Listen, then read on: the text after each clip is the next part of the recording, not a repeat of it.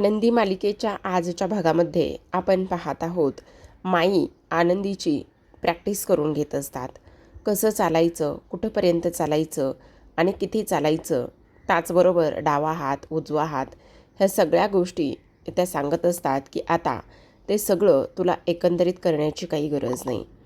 आनंदी, तू तुझ्या पावलांचा जो काही खेळ आहे ना, तो खेळ आत्ता तो ह्यावेळेला बंद कर. तू तुझ्या पावलांनी अजिबात खेळू नकोस.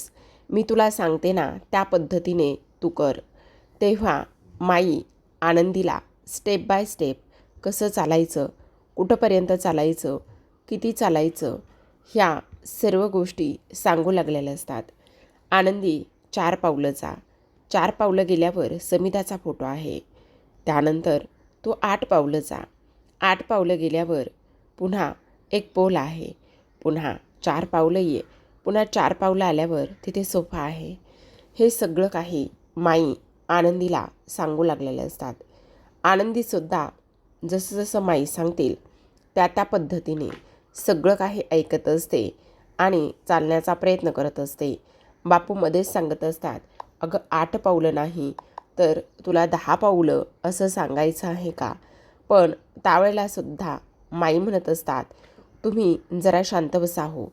मला कसं, किती आणि कोणाला काय सांगायचं हे सगळं काही माहिती आहे. आणि आनंदीला मी व्यवस्थित शिकवते ना, त्यामुळे तुम्हाला काळजी करण्याची काहीच गरज नाही.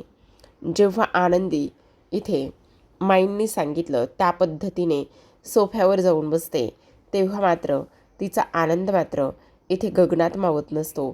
तिला प्रचंड आनंद होत असतो आणि म्हणत असते, माई फायनली मी इथे सोफ्यावरती येऊन बसली आहे आणि मला मात्र प्रचंड आनंद होत आहे, असं आता आनंदी बोलत असते. तेवढ्यातच आता माई म्हणत असतात, हे बघ आनंदी, आत्ता तू ज्या पद्धतीने माझ्यासोबत मोठ्याने जोरात बोलत आहेस त्या पद्धतीने तुला अजिबातच बोलायचं नाही. म्हणजे जेव्हा तू तिथे जाशील ना, त्यावेळेला मात्र तुझा आवाज आणि त्याचबरोबर हा जो काही स्पाय कॅमेरा आहे ना, तो स्पाय कॅमेरा हा व्यवस्थित कोणालाही दिसेल किंवा दिसणार नाही अशा ठिकाणी लपवायचा आहे. आता त्या म्हणत असतात, आणि लक्षात ठेव, हा जो कॅमेरा आहे ना, तो तुझ्या साडीवर आणि त्याचबरोबर फ्रंटला दिसला पाहिजे, जेणेकरून मला समजलं पाहिजे की तू कुठे आहेस, काय करतेस ते. आता दुसऱ्या बाजूला मात्र रात्रभर वॉशरूममध्ये झोपलेल्या पृथ्वीची मान अखडलेली असते. त्याला प्रचंड त्रास होऊ लागलेला असतो आणि म्हणत असतो, ह्या ह्या गावढळ मुलीमुळे मला चक्क रात्रभर इथे वॉशरूममध्ये झोपावं लागले. हिला तर मी सोडणारच नाही. आज ज्या काही गोष्टी झाल्या आहेत ना, त्या सगळ्या हिच्यामुळे झाल्यात. पण आरती मात्र ह्या सगळ्या गोष्टींचा आनंद घेत असते, हसत असते आणि म्हणत असते, पृथ्वी सर जरा इकडे पाहता का, इकडे बघता का. तेव्हा पृथ्वी आरतीकडे पाहायला जातो, तर आरतीकडे पाहिल्याबरोबर इथे मात्र त्याची मान पुन्हा आखडलेली असते आणि त्यानंतर तो म्हणत असतो, काय हे सगळं. मग आता इथे त्याचं बेसिक तर सगळं काही आवरून झालेलं असतं, पण त्याला ना जॅकेट घालायचं असतं आणि जॅकेट मात्र त्याला अजिबात घालता येत नाही. आणि तेव्हा आरती म्हणत असते, माझे आबा नेहमी म्हणतात, जर आपल्याला एखाद्या गोष्टीची मदत कोणाकडून लागणार असेल तर ती मदत मात्र आपण एखाद्याकडून घेतलेली चांगली असते आणि तुम्ही ना माझ्याकडून ती मदत घेऊ शकता. तुम्हाला मदत करण्यासाठी मला काहीही प्रॉब्लेम नाही आहे. करू का मी तुम्हाला मदत, असं मुद्दामच आता इकडे ती बोलत असते. आता लगेचच तो म्हणत असतो, वाघ आणि शेळीची मदत घेईल असं अजिबातच नाही. तेव्हा आरती म्हणत असते, भले वाघ इथे शेळी स्वतःला वाघ जरी समजत असली तरीसुद्धा वेळेला इथे मदत घ्यावी आणि एखाद्याची मदत घेतल्याने फारसा काही इथे फरक पडत नाही, असं सुद्धा आता इकडे ती बोलत असते. आता हे सगळं काही बोलल्यानंतर मात्र तो म्हणत असतो, अजिबातच नाही, काही जरी झालं ना तरी मात्र मी तुझी चुकून आणि कसलीच मदत घेणार नाही, ही गोष्ट मात्र तू कायम लक्षात ठेव, असं सुद्धा आता इकडे तो बोलत असतो. आता हे सगळं काही बोलल्यानंतर आरती म्हणत असते, ऐकून घ्या, मी काय म्हणते ते एकदा ऐका. माझी मदत घेणं फार गरजेचं आहे. माझे आबा नेहमी म्हणतात की एखाद्या गरजूला मदत करणं हे चांगलं असतं. मग आता इकडे ती त्याचं काहीच ऐकत नाही. त्याला शांत करत असते आणि शांत केल्यानंतर लगेचच आता इकडे आरती त्याला ते जॅकेट घालून देत असते. आता आरती जेव्हा जॅकेट घालत असते तेव्हा दोघेही जण फार जास्त जवळ असतात एकमेकांच्या. पृथ्वीने पहिल्यांदाच आरतीला एवढ्या जवळून तिचं ते रूप पाहिलेलं असतं. साधेपणात सुद्धा किती सुंदर सौंदर्य आहे ह्या सगळ्या गोष्टी मात्र त्याला इथे स्पष्टपणे दिसलेल्या असतात. आणि त्यानंतर मात्र तो पुन्हा पुन्हा आरतीकडे पाहू लागलेला असतो. त्याला आज आरतीमध्ये एक सुंदर सुंदर अशी कन्या दिसलेली असते आणि हे सगळं काही पाहिल्यानंतर आता त्याला फारच जास्त आनंद होत असतो. तो तिच्याकडे एकटक पाहत असतो, पण आरती मात्र त्याच्या नजरेला नजर देत नसते. काही झालं तरी मी ह्याच्या नजरेला नजर नाही देऊ शकत असा विषय आरतीच्या मनामध्ये असतो. ती फक्त आणि फक्त इथे तिचं काम करत असते. त्याला जॅकेट घालून देण्याचा प्रयत्न करत असते आणि तेव्हा तो सुद्धा तिच्याकडून जॅकेट घालून घेऊ लागलेला असतो. तर आता मात्र इकडे दुसऱ्या बाजूला ह्यांची ही शाळा आणि हे सगळं काही सुरूच असतं. काही केल्या हे लोक मात्र अजिबात गप्प बसत नसतात. त्यांना फक्त आणि फक्त इथे हे सगळं काही करायचं असतं. म्हणजे आनंदीला आज पूर्ण ट्रेन करून सोडायचं असतं. आता त्या म्हणत असतात, हे बघ काही झालं ना तर एक गोष्ट मात्र नीट लक्षात ठेव. तेव्हा आनंदी म्हणत असते, आता कुठे जाऊ माई? तेव्हा माई पुन्हा म्हणत असतात, तिला डाव्या हाताला वळ, उजव्या हाताला वळ, 4 पावलं पुढे मागे असं करत करत जा, म्हणजे तिथे गेल्यावर किचन येईल. मग आनंदी सेम त्या पद्धतीने सर्व काही करू लागलेले असते आणि त्या पद्धतीने सर्व काही करत असताना आता मात्र माहितीला म्हणत असतात, अगदी बरोबर आहे बघ. आता तू बरोबर किचनमध्ये आहेस आणि त्याचबरोबर किचनमधून तू बरोबर इथे बाहेर आलेली आहेस. मग आता तुझ्या डाव्या हाताला एक पोल आहे आणि आनंदी डाव्या हाताला त्या पोलजवळसुद्धा येऊन थांबत असते आणि डाव्या हाताला पोलजवळ येऊन थांबल्यानंतर तेवढ्यातच वरून युगंधर येत असतो. मग आता माई म्हणत असतात, आनंदी ऐक, आत्ता ना वरून युगंधर येत आहे. तेव्हा आनंदी म्हणत असते, माई आता काय करू? तू काहीच करू नको, आहे त्याच ठिकाणी थांब. हे बघ आत्ता युगंधर आल्यानंतर ना तुला सांगू का, तो आता समिधाच्या फोटोकडे गेला आहे आणि समिधाच्या फोटोकडे जाऊन त्याने ना इथे तिच्यासमोर उभा राहून तिला गंध लावला आहे असं माई सांगत असतात. आणि तेव्हा आता तू एक काम कर, तू सुद्धा त्याच्याजवळ जा, अगदी सरळ जा आणि सरळ गेल्यानंतर ना तू त्याला म्हण की मालक साहेब, मला तुम्हाला चंदनाचा गंध लावायचा आहे.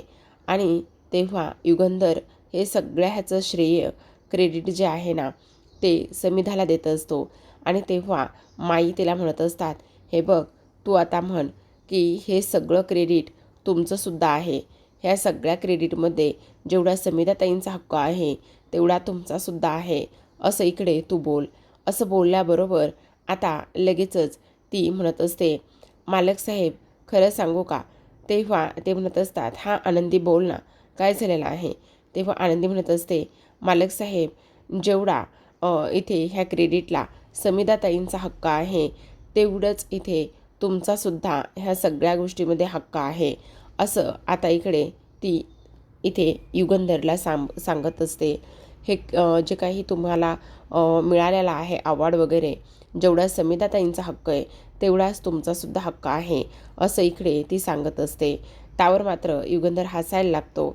मग आता ती म्हणत असते, मालक साहेब आणखी एक गोष्ट, मला तुम्हाला गंध लावायचा आहे आणि गंध लावायचं असल्याकारणाने तुम्ही मला त्याची परवानगी द्यावी असं मला वाटतं. मग आता लगेचच तो म्हणत असतो, हो चालेल ना. मग आता माई म्हणत असतात, आनंदी तुझा उजवा हात तू पुढे कर. मग आनंदी हळूच उजवा हात पुढे करत असते आणि त्यानंतर माई म्हणत असतात, आणखी थोडासा तुला वर न्यायचा आहे हात. मग आनंदी त्या पद्धतीने तो हात थोडासा वरती नेत असते आणि अक्षरशः युगंधरच्या समोरच ती उभी राहिलेली असते. आणि जेव्हा युगंधरच्या समोर उभी राहिलेली असते त्यावेळेला मात्र आनंदी ज्या ज्या पद्धतीने करते ते सगळं इथे माईला दिसत असतं. आणि माई मात्र त्या त्या पद्धतीने आनंदीला व्यवस्थित असं गाईड करू लागलेले असतात. आता आनंदीला ह्या सगळ्या गोष्टी नवीन असतात, पण तरीसुद्धा माईंनी सांगितल्यामुळे आणि माईंनी सगळं काही करून घेतल्यामुळे आता मात्र हे सगळं काही अगदी व्यवस्थित इथे ते करू लागलेले असतात. आता आनंदीने चंदनाचा तिलक जो आहे तो मात्र इथे युगंधरच्या कपाळावर लावलेला असतो. आणि तो चंदनाचा तिलक युगंधरच्या कपाळावर लावल्यानंतर युगंधरला सुद्धा आज मात्र इथे प्रचंड आनंद झालेला असतो की आज आनंदीने स्वतःच्या हाताने मात्र इथे त्याच्यासाठी हे जे काही केलं आहे ते खूप छान असतं. मग आता डोक्याला तिळक लागल्यानंतर लगेचच इकडे माई आणि बापू जोरात ओरडतात आणि म्हणत असतात, आनंदीने इथे युगंधरला गंध लावला म्हणजे आपलं जे काही मिशन आहे ते मिशन मात्र इथे आता सक्सेसफुल झालेलं आहे. मग युगंधर हा सगळा काही आवाज ऐकतो आणि सगळा काही आवाज ऐकल्यानंतर युगंधर म्हणत असतो, हा तर जो आवाज आहे ना तो इथे माई आणि सोबतच बापू ह्या दोघांचा सुद्धा आहे, बरोबर की नाही. आणि तेव्हा तो आजूबाजूला पाहत असतो. आजूबाजूला पाहिल्यानंतर लगेचच आनंदी मात्र म्हणत असते, त्याचं काय ना मालक साहेब, खरं सांगायचं म्हणजे इथे माई आणि बापूंना गेम पाहण्याची फार जास्त वेळ लागले, फार जास्त त्यांना आवड आहे गेम पाहण्याची. आणि त्यामुळे मात्र इकडे आता ते सतत गेम खेळत असतात. एखादी लेवल नक्कीच त्यांनी पार केली असेल आणि त्यामुळे ते एवढे आनंदात असतात. तुम्ही अजिबात काळजी करू नका, असं सुद्धा आता इकडे ती बोलत असते. आता हे सगळं काही बोलल्यानंतर मात्र आपण पाहतो की इकडे आनंदी तिथून निघून जात असते. तेवढ्या शिल्पा तिथे आलेली असते. आता शिल्पा तिथे आल्याबरोबर लगेचच युगंधर म्हणत असतो, हे बघ ताई, आज जो काही सोहळा आहे ना तो एक पारंपरिक सोहळा आहे. म्हणजे याच्यामध्ये तू जेव्हा आनंदीला तयार करून पाठवशील ना तेव्हा तिला सुंदर साडी त्याचबरोबर भरपूर असे दागिने घालून तिला त्या अवॉर्ड फंक्शनमध्ये पाठवणार आहेस आणि तिला तयार करणार आहेस आणि मी तिथे तिची वाट बघतोय, असं म्हणून युगंधर निघून जातो. तेव्हा मात्र इथे शिल्पा स्वतःच्या मनाशी म्हणत असते, त्या कचऱ्यात उचलून आणलेल्या मुलीला मी तयार करायचं हे मात्र कदापिही शक्य नाही आहे. मी अजिबात तिला तयार करणार नाही. मुळात मी तिला त्या अवॉर्ड फंक्शनसाठीच पाठवणार नाही, असं स्पष्टपणे आता इकडे ती बोलत असते. आता हे सगळं काही बोलल्यानंतर दुसऱ्या बाजूला मात्र आपण पाहतो पृथ्वीची तर इथे आरतीला पाहून पूर्ण विकेट पडलेली असते. तो मात्र इथे बराच वेळ तिच्याच नजरेमध्ये हरवलेला असतो. आता एखाद्या लहान मुलाला जसं तयार करून द्यावं त्याच पद्धतीने इथे आता आरती ह्या पृथ्वीला तयार करून देऊ लागलेले असते. आणि तेव्हा आरतीचं सुद्धा लक्ष ह्या एकटक बघणाऱ्या पृथ्वीकडे जातं. आणि एकटक बघणाऱ्या पृथ्वीकडे गेल्यानंतर आता मात्र तो पाहत असतो की इथे ती पाहते की पृथ्वी तिच्याकडे पाहतोय. तेव्हा लगेच आता इकडे तो म्हणत असतो, झालं मला तयार करून. तेव्हा ती म्हणत असते, हो झालं. मग आता तो म्हणत असतो, लवकरात लवकर आवरून घे. तेव्हा ती म्हणत असते, माझं तर आवरलेलं आहे ऑलरेडी, पण मग तुझं कसं आवरलेलं आहे? तू अशा एवढ्या गावंढळ लुकमध्ये तिथे येणार आहेस का? तू वेडी आहेस का? हे बघ, असलं काही तुला करता येणार नाही. तुला एका चांगल्या लुकमध्ये तिथे यायचं आहे. तेव्हा लगेचच आता इकडे ती म्हणत असते, चांगल्या लुकमध्ये यायचं आहे म्हणजे मला नाही समजलं. मी चांगली तर आहे ना, मलाच असे साधे स्वच्छ आणि नीटनेटके कपडे घालायला प्रचंड आवडतं. मी ह्याच्यापेक्षा वेगळं काही घालू शकत नाही. तेव्हा मात्र पृथ्वी म्हणत असतो, अगं वेडी आहेस का? एवढी प्रोफेशनल मीटिंग आहे ती आणि एवढी प्रोफेशनल मीटिंग असताना तू अशा साध्या लुकमध्ये कशी काय येऊ शकतेस? असं म्हटल्याबरोबर आता मात्र इकडे ती म्हणत असते, अरे पण ठीक आहे, मी चांगली दिसत नाही आहे का? तेव्हा तो म्हणत असतो, थांब एक मिनटं, असं म्हणून तो तिच्या जवळ जाणार. तेवढ्यातच आता इकडे मात्र आरती त्याच्यापासून 2 हात लांब जाण्याचा प्रयत्न करते. पण तेवढ्यातच पृथ्वी मात्र तिचा हात पकडतो आणि हात पकडून तिला मात्र जागीच थांबवण्याचा प्रयत्न करत असतो. आता तिला तर त्याने जागीच थांबवलेलं असतं. तेव्हा मात्र आरती त्याच्याकडे पाहते. मग आरतीच्या तो अगदी जवळ जातो आणि तिच्या केसाला लावलेला जो क्लचर आहे तो बाजूला काढत असतो आणि त्यानंतर तिचे जे केस आहेत ना ते पूर्ण केस तिचे त्याने मोकळे सोडलेले असतात. जेव्हा ते केस मोकळे सोडलेले असतात तेव्हा मात्र इथे तिचं रूप जे आहे ते सौंदर्य अजूनच खुलून दिसू लागलेलं असतं. मग आता पृथ्वी तिचे ते केस दोन्ही हातांच्या साह्याने अगदी सेट करून देत असतो आणि सेट करून दिल्यानंतर आरती मात्र त्याला कसलाही विरोध करत नाही किंवा मला हे नकोय ते नकोय तू असं का करतोस ह्या सगळ्या गोष्टी अजिबात बोलत नाही. उलट तो जो काही करतोय त्या सगळ्या गोष्टी ती पाहतच असते. मग आता त्याने तिचे केस मोकळे सोडून व्यवस्थित सेट करून दिलेले असतात आणि त्यानंतर तिथे एक ब्लॅक रंगाचा पेन असतो. तो पेन घेतो आणि त्यानंतर आरतीकडे येतो. मग आता आरती म्हणत असते तू हे काय करायलायस. तेव्हा मात्र इथे पृथ्वी म्हणत असतो जरा थांबणार आहेस का असं म्हणून तिच्या कपाळावरती तो ब्लॅक रंगाचा हा पेननी एक गंध लावून देत असतो जेणेकरून टिकलीसारखं वाटेल.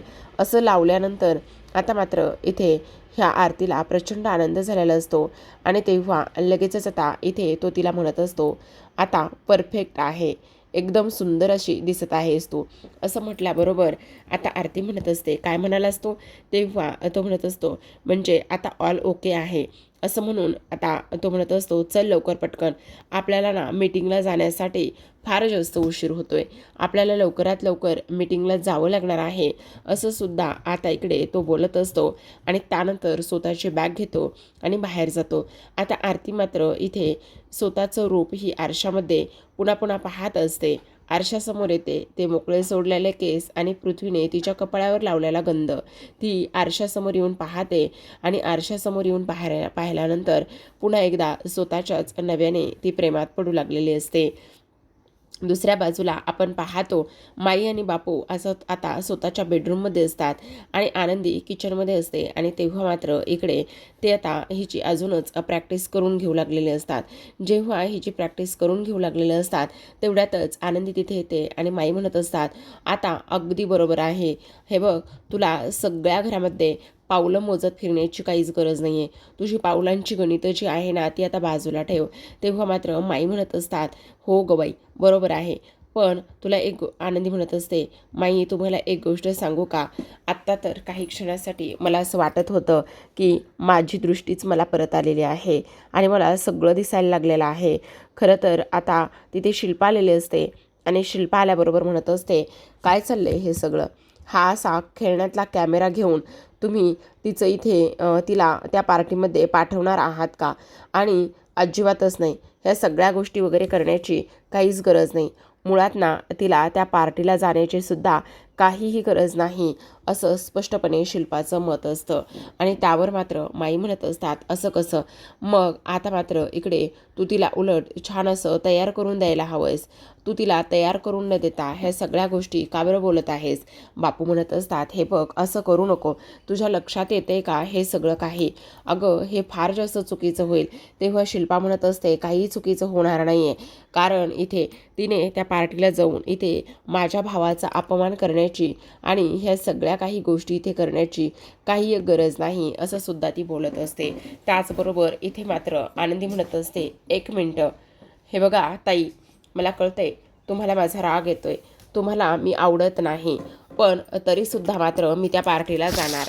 मग आता माई म्हणत असतात हे बघ शिल्पा तुला अजिबात काळजी करायची गरज नाही, आनंदीला ना इथे आम्ही स्पाय कॅमेरा कसा चालवायचा काय करायचं ह्या सगळ्या गोष्टी व्यवस्थित शिकवल्या आहेत आणि त्यानुसारच आम्ही तिची आता इकडे रिहर्सलसुद्धा करून घेतली आहे. त्यामुळे इथे आनंदी ही युगंधरबरोबर व्यवस्थित त्या पार्टीला अवॉर्ड फंक्शनला व्यवस्थित सगळं काही हँडल करीन मला पूर्ण खात्री आहे. आणि बापू आणि माई पुन्हा हसायला लागतात, पण शिल्पा मात्र चिडते आणि म्हणत असते माई आणि बापू तुमचं काय चाललेलं आहे. ह्या पोरीला ह्या भिकारड्या पोरीला मी माझ्या भावाबरोबर इथे पार्टीसाठी अजिबात पाठवणार नाही आहे, मुळात हिची लायकीच नाही आहे माझ्या भावाबरोबर त्या पार्टीला जाण्याची आणि मी तर हिला अजिबात तयार करणार नाही. आता मात्र आनंदी म्हणत असते बाद झालं शिल्पाताई, हे बघा तुम्ही आत्ता किती नाही म्हटलात तरी मी तिथे जाणारच आहे, कारण मला मालक साहेबांचा आनंद फार जास्त महत्त्वाचा आहे. आज मात्र इथे मालक साहेबांसाठी मी तिथे जाणार आहे.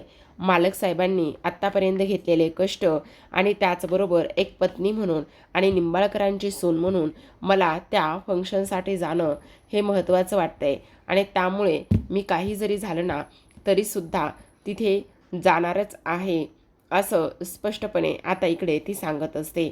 आता हे सगळं काही ती बोलल्यानंतर मात्र इथे ह्या माजुरड्या शिल्पाचा चांगलाच माज इथे उतरलेला असतो आणि माज उतरल्यानंतर आता मात्र तिचं कोणीही काहीही ऐकायला तयार होत नसतं.